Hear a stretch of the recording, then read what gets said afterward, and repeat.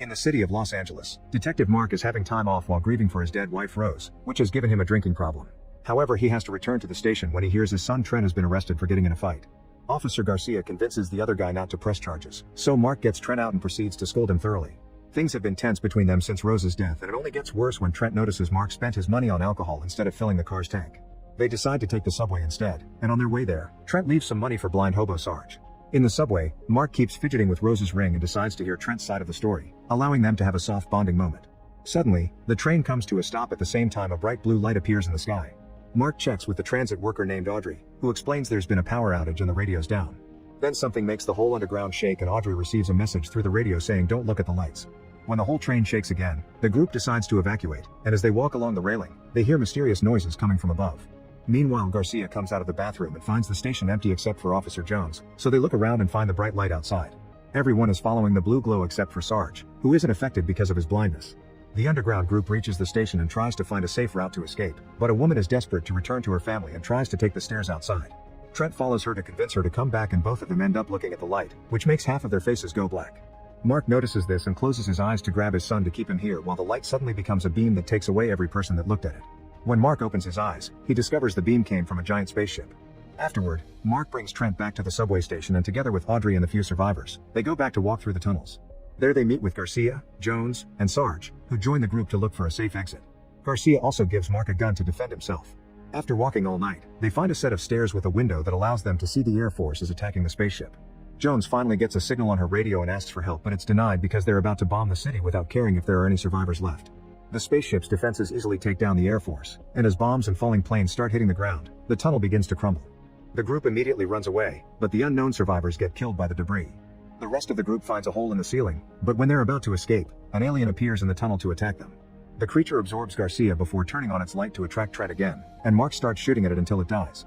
Then he rescues Garcia, who is surprised by the fact he could breathe inside the creature. Jones wonders if the aliens want them alive, but at that moment, the creature wakes up and grabs Jones to remove her brain. Mark begins shooting again to give the others a chance to escape. This allows the alien to grab him by the legs. Thankfully, Audrey has an emergency flare with her and tosses it to Mark, who uses it to make the creature step back. Afterward, he puts it inside the gas tank of a car that fell into the hole, so when the creature tries to follow the group as they escape, the car explodes and kills it. Now they're outside, they can see the spaceship sending a giant alien after them. The group begins to run away, but the alien is too close, so Garcia stays behind to buy his friends some time. Unfortunately, his bullets do nothing, and the alien absorbs him with its tentacle. Mark, Trent, Audrey, and Sarge notice there are helicopters in the area and try to get their attention, but the giant alien suddenly blocks their way and shoots the helicopters down. Then the spaceship's lights begin taking the group away, and since it can't take Sarge, the alien picks him up manually. The giant alien returns to its ship, where it's revealed that this huge creature is actually a giant robot being piloted by a human-sized alien. Now that the alien is done with the USA, it moves the ship to begin harvesting other places. Meanwhile, Mark wakes up in a room full of bodies and alien goo. There's another creature there, which is also actually a robot, collecting people's brains. Mark dodges the tentacles to try to find Trent, and when he shoots at the robot, the alien captain notices him on his sensors and turns on the beam again. All the bodies are taken away except for Mark, whose head is grabbed by the robot to try to get his brain. Mark immediately shoots the tentacle and falls in a current of water that is being expelled from the ship. When he's about to fall out, his leg gets stuck on the ship's railing, saving him but also getting hurt. Then Mark climbs back inside and discovers that the human brains are put inside more robots to use them as soldiers. The only actual living creature here is the captain. Unaware Jared is following him, Mark makes his way further inside, coming across rotting bodies and eggs hanging from the ceiling that seem to have babies inside. Suddenly Mark is attacked by one of the tentacle robots, but he's saved just in time by Jared, whose eyes are red instead of blue like every other light here. There are more enemies coming, so Mark follows Jared into another room as he explains he wants to find his son. Jared cauterizes Mark's leg before taking him to see Elaine, who is 3 months pregnant yet she's about to give birth. Elaine explains that when she first saw the light, she instantly became pregnant. On the other hand, her husband Jared became stronger every time he looked at it, allowing him to become immune. When the alien put his brain in a robot, Jared retained his sense of self. The alien usually takes the babies right from their bellies, but Jared saved her from that tragic end. Mark helps Elaine give birth to a healthy baby girl, but unfortunately Elaine dies in the process. Jared accepts to help Mark find Trent in exchange for Mark getting the baby out of the ship safely. Neither of them notices the baby can make her eyes glow red. Meanwhile, Trent and Audrey wake up to find themselves hanging from some vines on the ceiling. Trent manages to get the other flare from Audrey's pocket and cuts her vine. Then he grabs Audrey and throws her on the stairs. He jumps after her and together they start making their way down, only to discover Sarge is hanging from a vine too. After Jared and Mark leave the room, the captain finds Elaine's body and begins tracking the baby. Jared first takes Mark to the armory, where he provides him with an alien weapon that connects directly to his arm's nerve cells. Then Jared begins setting up bombs to blow up the ship. He also uses the main computer to find where Trent is. At that moment, the captain shows up, so Jared opens a passage to send Trent to the vine room while he stays behind to fight the captain. In the vine room, Mark finds Trent jumping on Sarge's vine to rescue him. Making the vine swing, Trent frees Sarge while Mark puts down the baby and rushes upstairs to offer his hand right before the vine breaks. Trent holds onto Mark's hand, but the robot's tentacles are stronger and sadly they drag Trent away to steal his brain and throw his body into the pile. Another tentacle grabs Audrey, so Mark jumps on it and cuts it with the alien blade Jared gave him. Audrey makes it safely to the floor and the robot falls on top of Mark, but he uses the blade to finish it off.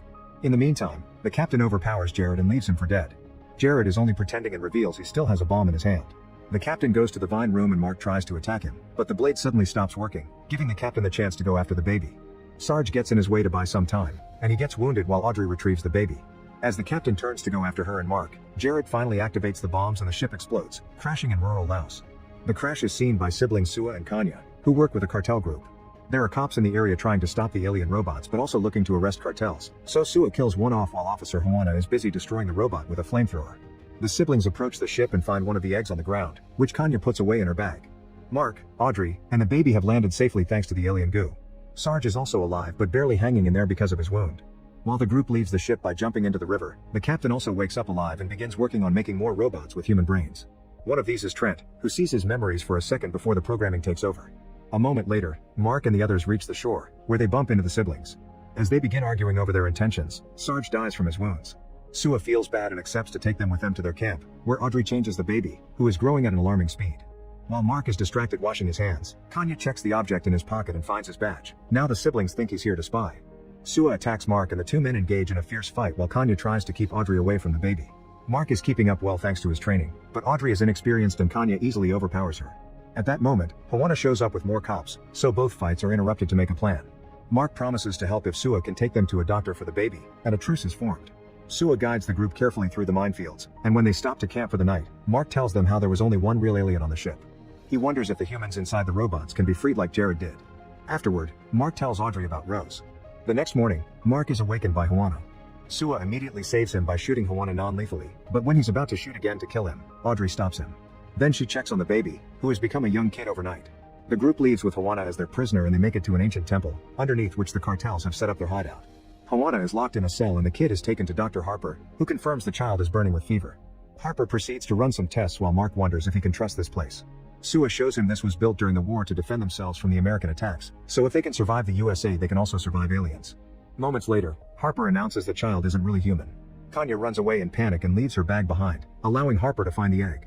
When Kanya tries to take the kid away for being the enemy, the others stop her, and Mark tells her about the experiments he saw, meaning the child's also a victim. Afterward, Harper gives a full explanation. The kid's constant growth has depleted her entire system, and she's about to shut down. She needs a transfusion, but Harper doesn't think any of them are compatible.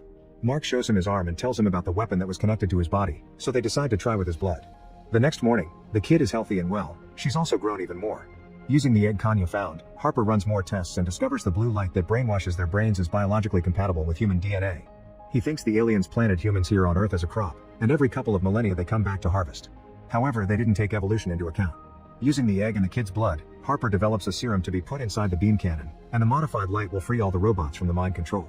The group begins arming themselves for the incoming fight, and Audrey and Kanya go outside to set up some traps. At that moment, the captain sends a giant robot to attack Audrey. Kanya activates one of the traps, but the bomb is just a scratch for alien technology, so she gets its attention by shooting at it. Then Kanya runs into the minefield, and as the alien follows her, it activates one of the mines. This explosion does more damage, but it's still not enough to destroy it. Kanya steps back and accidentally walks on a mine. Knowing there's no way out, she uses her radio to say goodbye to her brother, and when the robot comes close enough, she removes her foot. The mine explodes and brings them both down. The explosion has given away their location, and the captain begins flying the ship toward the temple. Mark thinks they should leave, but Sua explains his people will never stop defending the tunnels. Seeing as the chances are low anyway, Mark asks for the serum so he can try to put it in the cannon while everyone keeps the alien busy fighting. The cartels begin setting up traps all over the tunnels and Mark leaves the child with the civilians in a room at the back. Mark manages to leave the hideout right before the alien robots begin coming down the tunnels. The explosives do quite a lot of damage, and the cartels finish the robots off with their firearms. Then Sua gets ready to start a fire by the entrance, but an alien surprises them by entering the tunnel through a hole it makes in the ceiling. The alien kills a bunch of people before it finds Sua, who fights it and guides it back to the entrance so he can defeat it by setting it on fire. Since so many fighters died, Sua frees Juana to ask him to fight too. Then all the survivors begin evacuating through a hidden tunnel. Meanwhile, Mark sneaks around the temple and enters the spaceship through a back door. Remembering what Jared did, Mark opens a tunnel on the wall and takes it to reach the cannon room. This is seen by one of the many guards. At that moment the cannon sends a light out to try to brainwash the survivors that are coming out, but everyone remembers to close their eyes. The child doesn't because she can defend herself by making her eyes glow red. One of the cartels shoots a rocket at the light to destroy it, but before everyone can escape, another giant robot appears piloted by the captain and begins destroying the place. Everyone begins to fight the army of robots that arrives with the giant one, and when one of them is about to reach Audrey and the kid, Harper gets in its way to save them, dying in the process. Inside the ship, the guard finds Mark and attacks him. During the fight, Mark drops Rose's ring, and the sight of it makes the guard hesitate. Mark realizes this is Trent, but since the boy can't completely shake off the control yet, Mark has to push him away into the lower level to save himself. Then he grabs an egg from the vines, injects the serum into it, and throws it into the beam, changing the light color from blue to red. Trent immediately recovers his memories, but before the light can reach the others, the captain uses his robot to break the beam cannon, causing Mark to jump off the ship not to die along with it. Then Mark finds a broken robot and steals its blade so he can join the fight. He, Sua, and Hawana work together to keep the girls safe, and when the captain comes closer with its giant robot, it's suddenly hit by the second one. It's Trent, who has stolen its own giant from the ship. As both giants begin fighting, the captain quickly overpowers Trent. Mark gives Sua the blade before he goes looking for the rocket launcher, which he shoots at the captain's robot to give his son a chance. Sua and Hawana keep on fighting the human-brained robots, but unfortunately Hawana is surrounded and dies. Audrey puts down the kid to help with the fight, but as soon as she turns around, the kid leaves. Ignoring the battle around her, the child reaches the fallen cannon and activates it again. The captain notices this and comes to kill her, but Mark runs to protect her and Trent pushes the captain to the ground. Then Trent picks up the cannon and shoots at the captain, finally killing it. This shot also makes a red light appear in the sky, which frees all the human brains from the mind control. Father and son finally reunite, and when Audrey picks the kid up, she decides to name her Rose. Some months later, Rose is now a young woman and captain of a ship they've built with the pieces of the Alien One. Her crew is formed by humans but also by all the people trapped in the robot bodies, like Trent. Together they're finally ready to fly to the aliens' home planet and stop them from coming back ever again. Make sure to subscribe and turn on notifications so you can watch more videos like this. Thanks for watching.